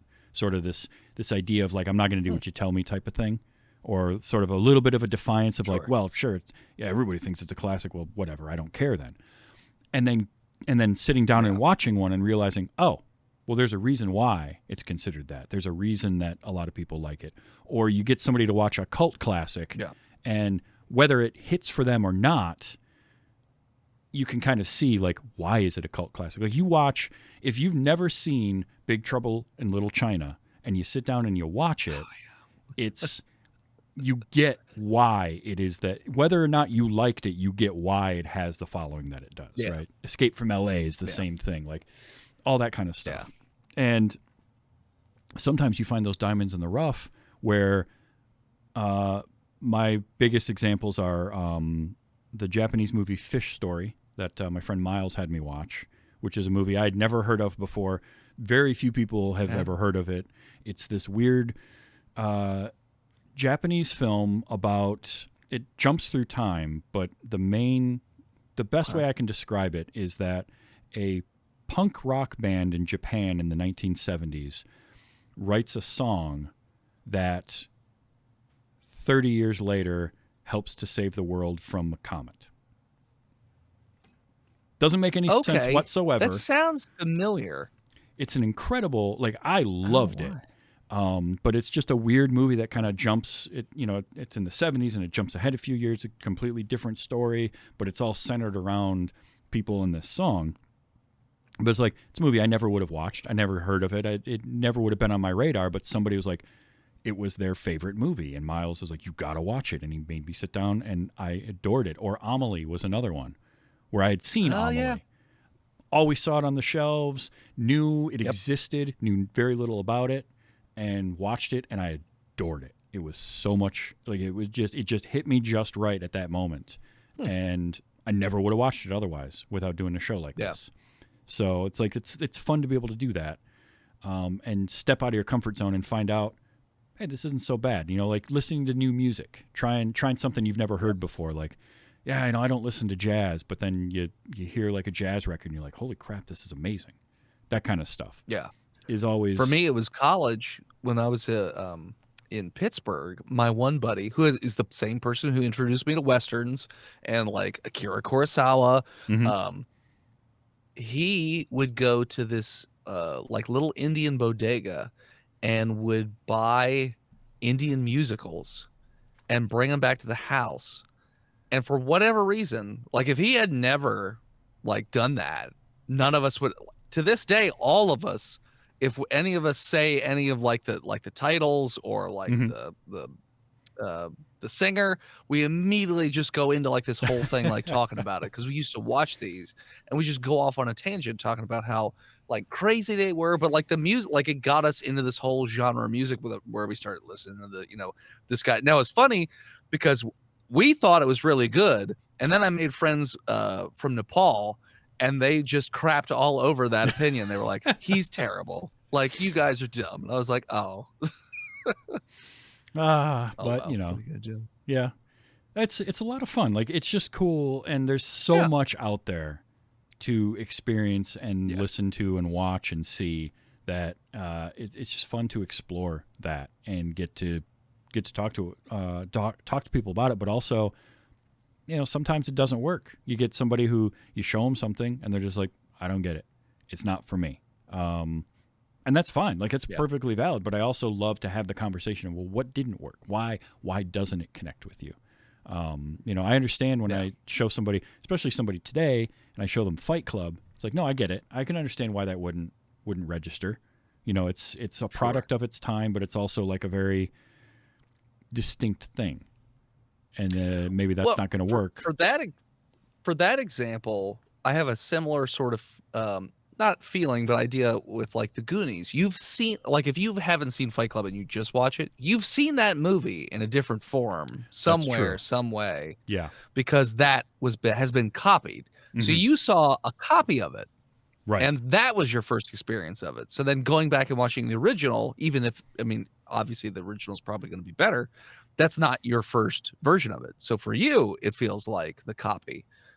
So I feel like Fight Club would be very similar, because that movie's also like Secret Window is basically Fight Club. It's just like the horror version of Fight Club. There's a bunch of other ones too, and the Goonies, like we said, Monster Squad. There were a bunch of other ones. It's the Star Wars, and effect, I've seen right? all the other ones, but I hadn't seen Goonies. Yeah, yes, it's the Star Wars effect. You talk to somebody who's, my generation and older. It's original trilogy was the Star Wars because that's what you grew up on.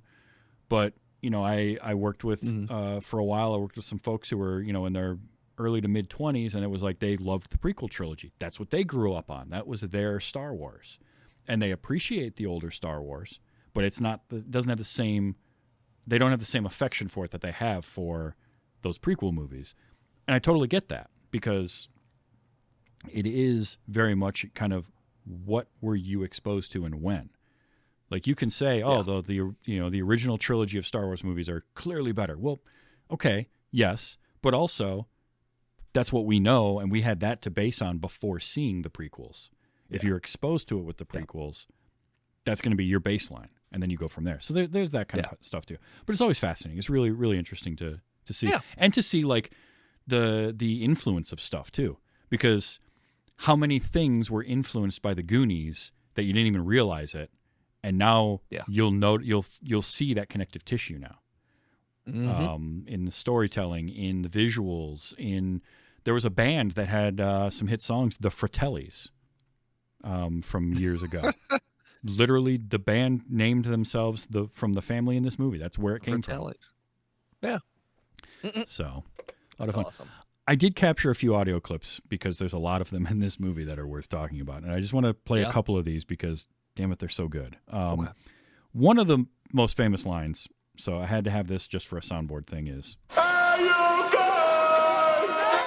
Because, come on, Sloth. It's great. Yeah. The Superman theme, just because. It's so good.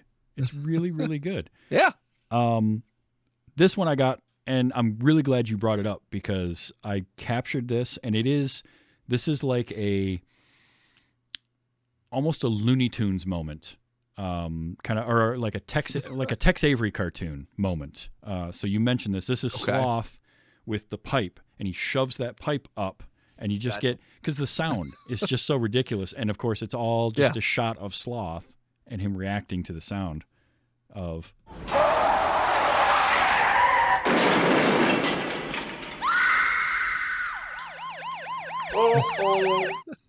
Like somebody found their CD of sound effects and just started playing them. I was going to say, yeah.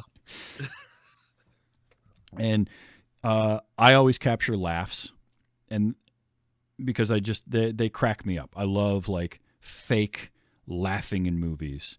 And when they're at the beginning of the movie, when the Fratellis they're breaking Jake out of jail, which also just completely ridiculous. There's one guard in that entire jail. Yeah. But then the rest of them come running out. Easily walk out. Yeah. He just waltzes out. Yeah. And like they're sitting out in front of it. They're known criminals sitting out in front of the police station, pouring gasoline on the ground, and no one's noticing this or saying anything. And apparently it was Robert Davi's idea to have like shoot the gasoline and have that light on fire because they were going to try and do something with one of the fake bills. And he's like, well, but why don't you just shoot it and have it do it? Which I thought was great because it's, again, really ridiculous and wouldn't work. But as they're driving away, Sure. Joe Pantoliano's laugh.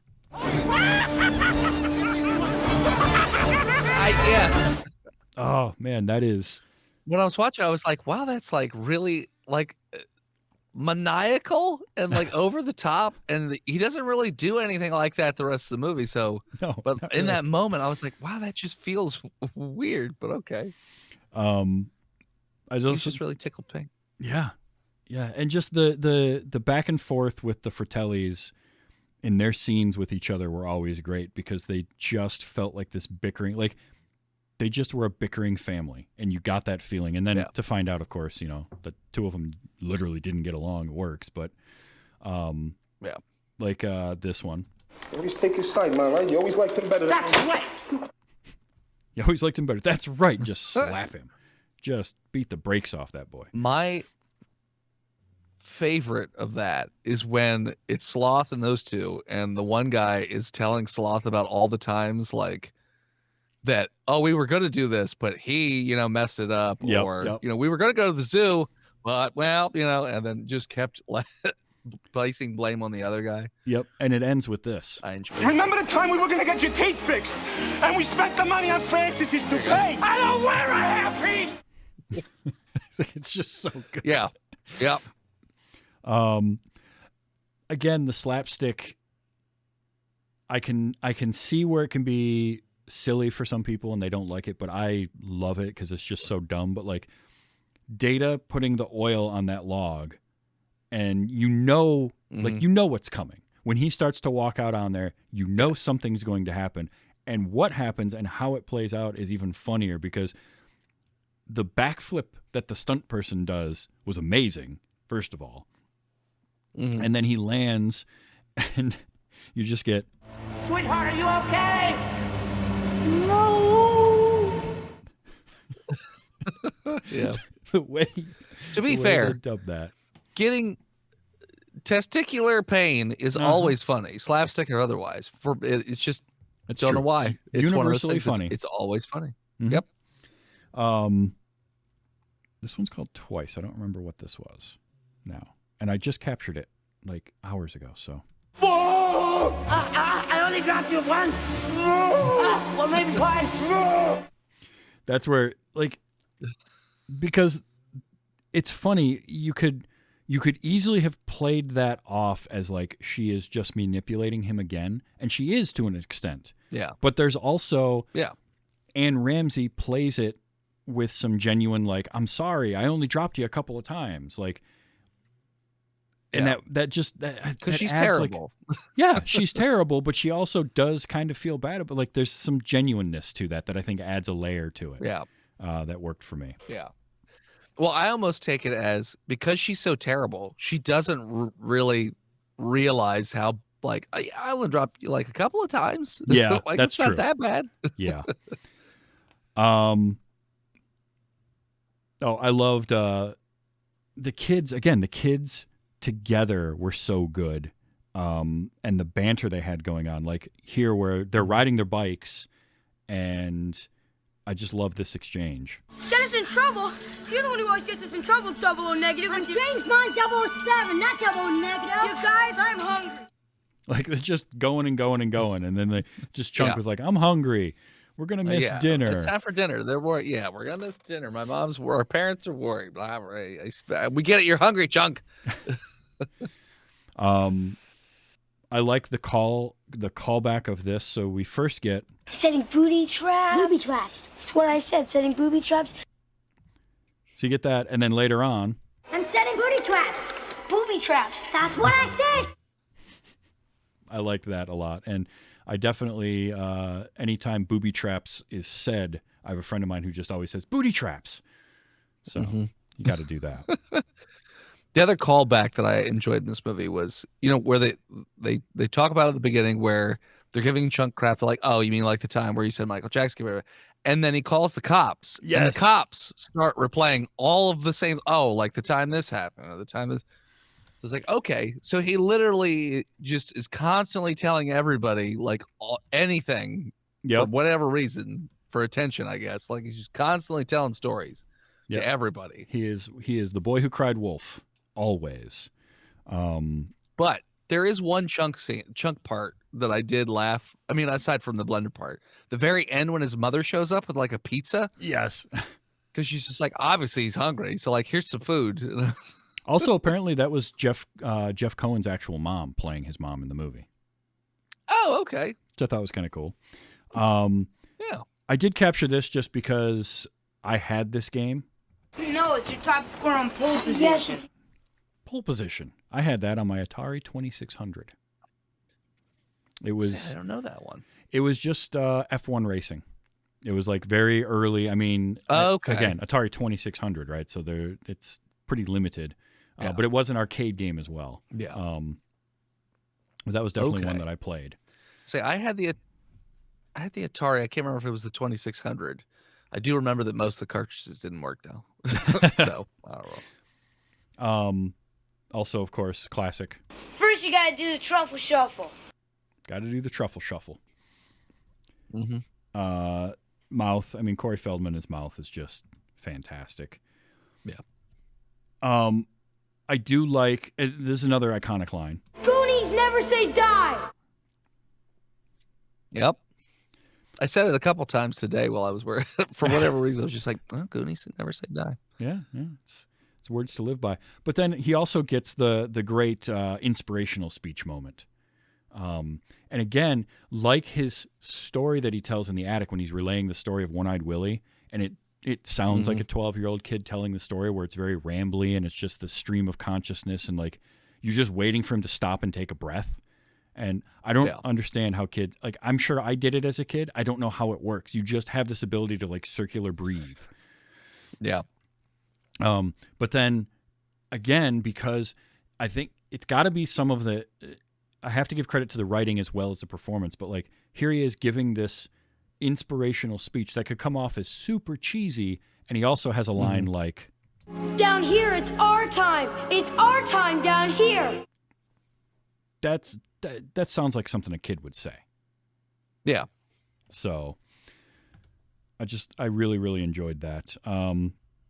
That whole speech part was because when the bucket part happened, I was like, well, how does the rest of this movie happen? Because I know the end of the movie. As I said, I've seen the end. So I'm like, how do they get to the end of the movie from going up the bucket? And then the speech kicks in. It's like, okay. Yeah. But no, I thought that's, like you said, very well delivered, very well written, believable in that instance from those kids. And I think it just works. And then I laughed because, the bucket goes up with the jacket and Troy, again, is just downtrodden. Troy. Couldn't happen to a nicer guy. Oh, Troy is the worst. They should have named him Chad.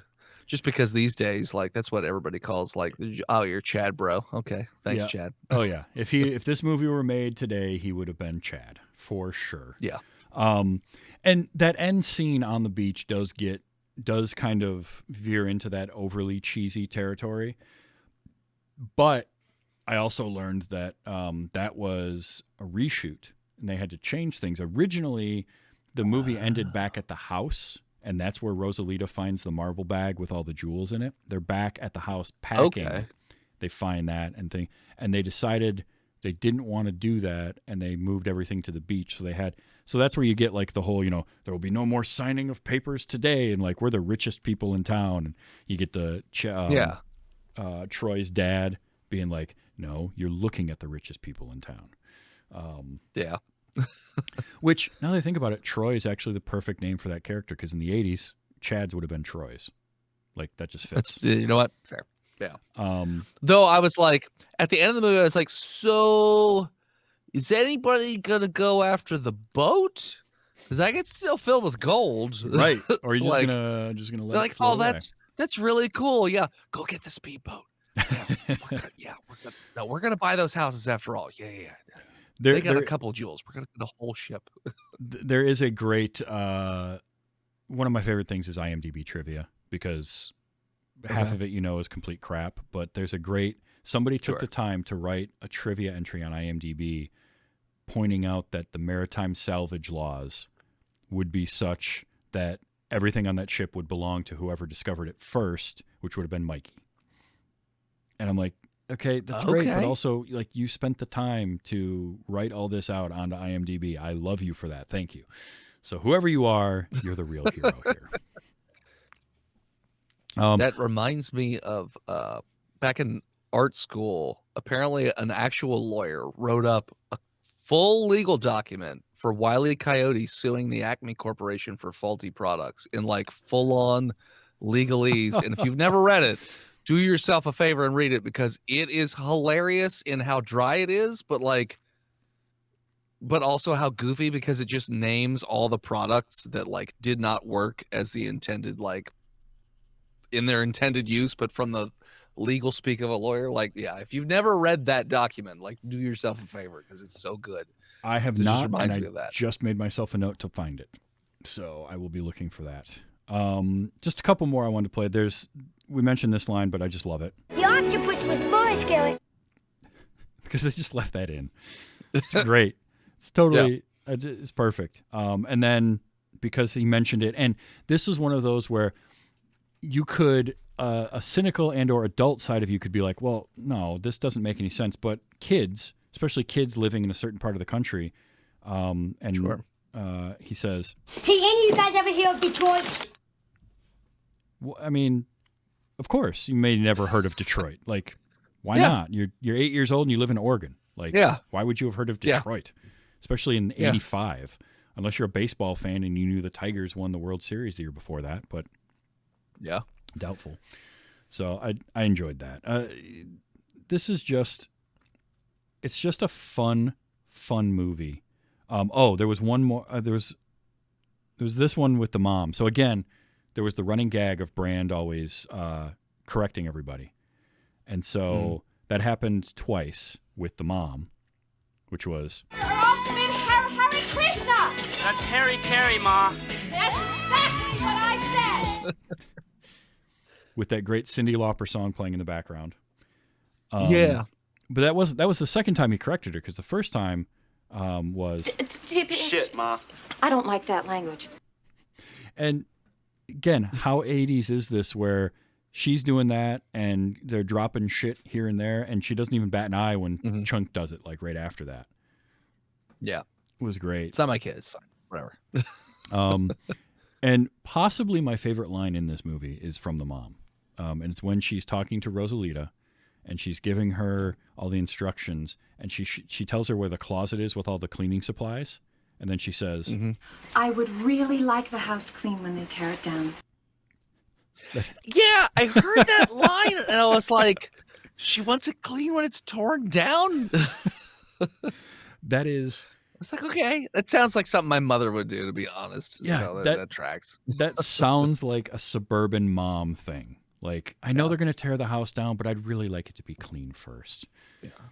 Yeah. So at least be presentable when they tear it down. Exactly. So there was no way I wasn't going to capture that. So that, I mean, it's the Goonies. I'm so glad you got to watch this. And like, do you feel like more of the references are going to make sense now? Well, so I have seen most of the clips over time, like individually minute clips. So now I sort of have them all together, plus some that weren't included. But I do have a question for you. Yeah.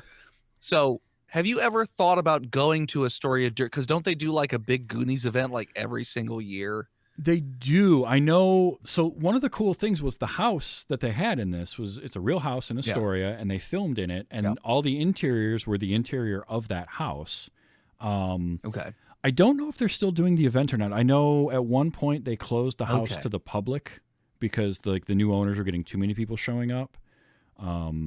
Gotcha. But I still, that house in Astoria, Oregon is one of those, like, I would love to just drive by and just be like, hey, that's the house from there. It'd be like going out to California and finding the house from Halloween.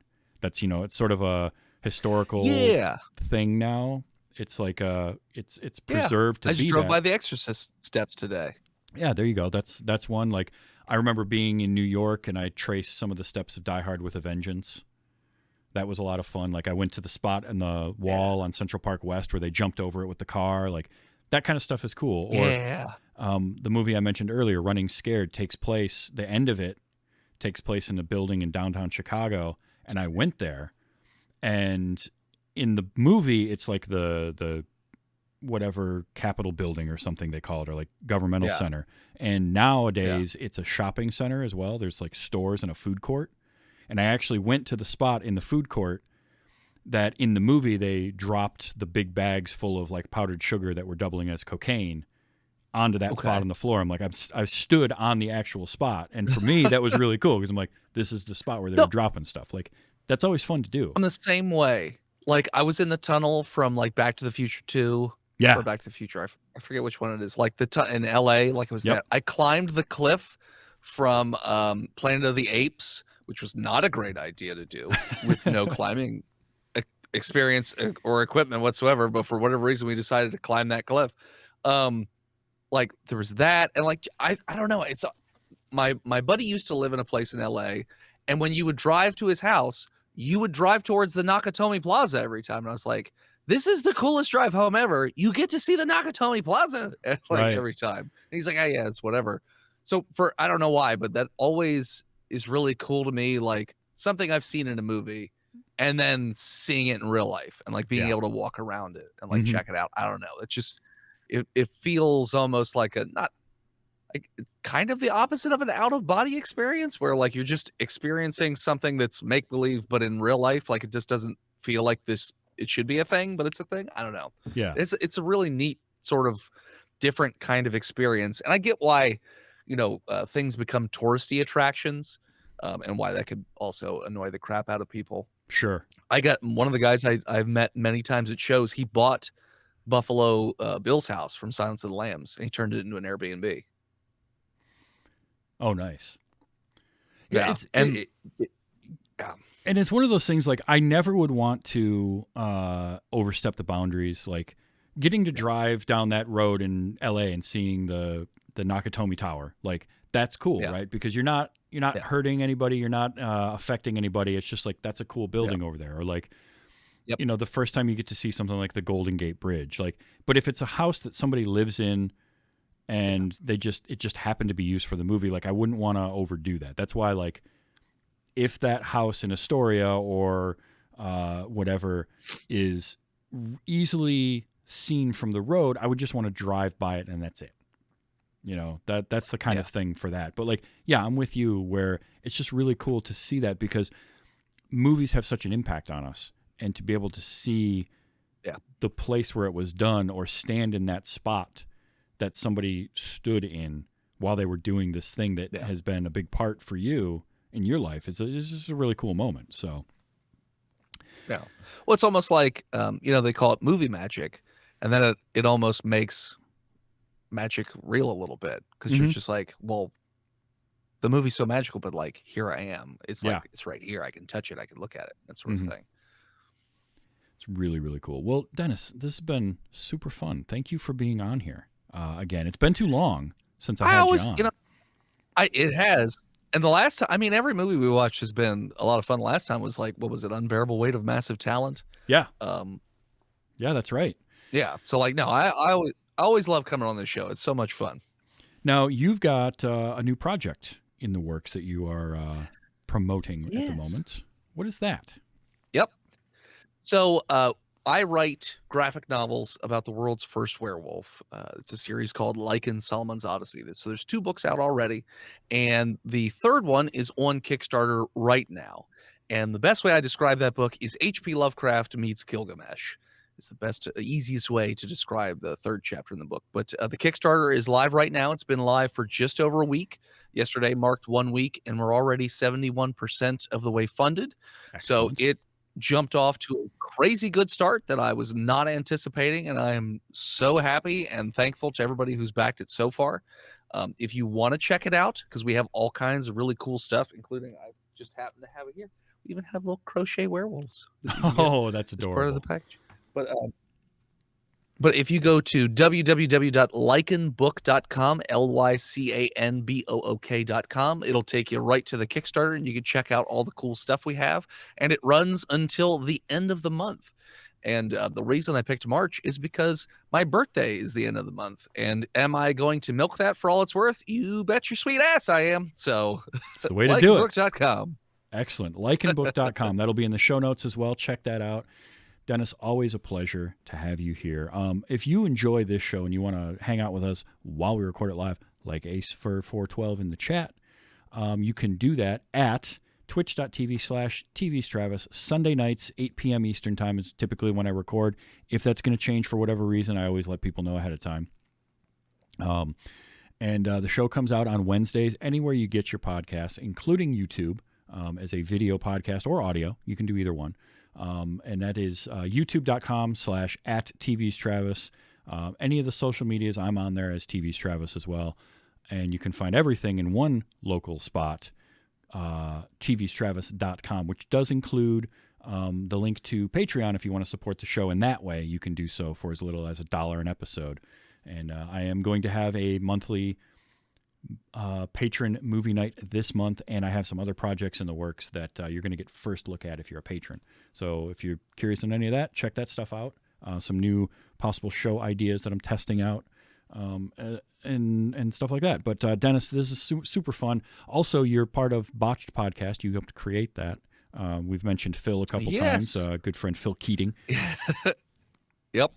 Who I may... So yeah, Botched the D&D podcast. Yeah. I may be torturing Phil for this very show at DragonCon this year. We'll see. Ooh. What are you gonna make him watch at DragonCon? It's possible. We'll see. It's possible that it'll be a movie based on a little video game you might have heard of that's coming out this year called Borderlands. Oh, okay. Let's just say the idea for that floated out. I mentioned it to him, and his reaction made me want to have him on the show even more because his reaction was, Yep. And I said, because it's even more so what now. you need to, you know what you need to do, Travis, is you need to make him watch a Godzilla movie because I tried to get him to watch -1, and he was like, I've never seen a Godzilla movie, and I'm not about to start now. And he just would send me constant how good Godzilla -1 TikTok at me constantly. I'm like, yeah, all these people are saying how good it is. Let's go freaking watch it. Nope, just refuses. So there you go. Well, There's that'll another be thing plan B. Or I'll just get him on the show to watch a Godzilla movie in general. But yeah, Botched a D&D podcast. Also, likeandbook.com. Check that out. Dennis, always a pleasure. We're going to not go nearly as long between having you on. We'll get you back here. I hope so. Anytime, I'm more than happy to come on. Thank you so much, Travis, for having me. Like I said, it's always a blast coming on the show with you. Yeah, every time I've had you, Phil, Steve, all you guys are great. There's other folks involved with Botched I got to get on here, by the way. I gotta make my presence known in that that Discord a little bit more. Which there's a Discord for Botched. There's also a Discord for me. You can find the link for that at tvstravis.com. And if you need the one for Botched, I'm sure we can find that for you too. I think it's a patron. Yeah. It's a patron one, right? I think we have free and patron rooms. Okay. So I think we opened it up recently. As you could tell, I'm not the best at being in Discord. So I do think we made some of the rooms public because we had talked to a few other shows that did that, and we said, it'd be fun to be able to have some of the community that can't subscribe still be able to communicate with each other and whatnot. Sure. So I think some of it's public. Just harass Dennis on Twitter at the world's okayest DM and find out where you can get that. Harass Phil because I'm never on it. Okay. Find Phil, the imaginary nomad. So he also owns the Discord link, so he'll definitely get it to you. Well, there you go then. See, that works. Now, next week, I've got a fun one coming up. I am going to have Gary. If you're a member of the Frog Pants community, you may know him as Gary from Lantronics or the Senior Geek. He is coming on. He has never seen The Exorcist. Oh, I'm very curious to talk to him about this. Interesting. So that is what's coming up next week.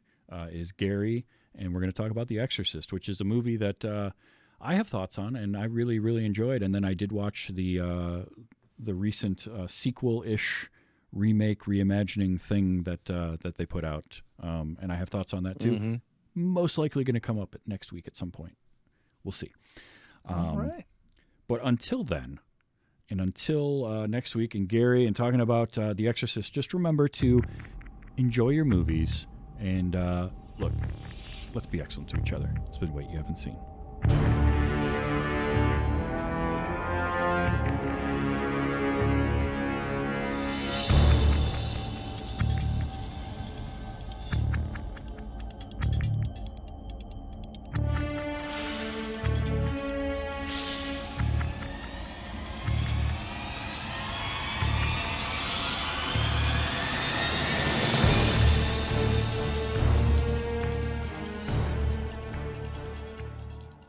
I'm setting booty traps.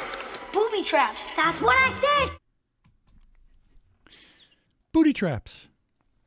Booty traps.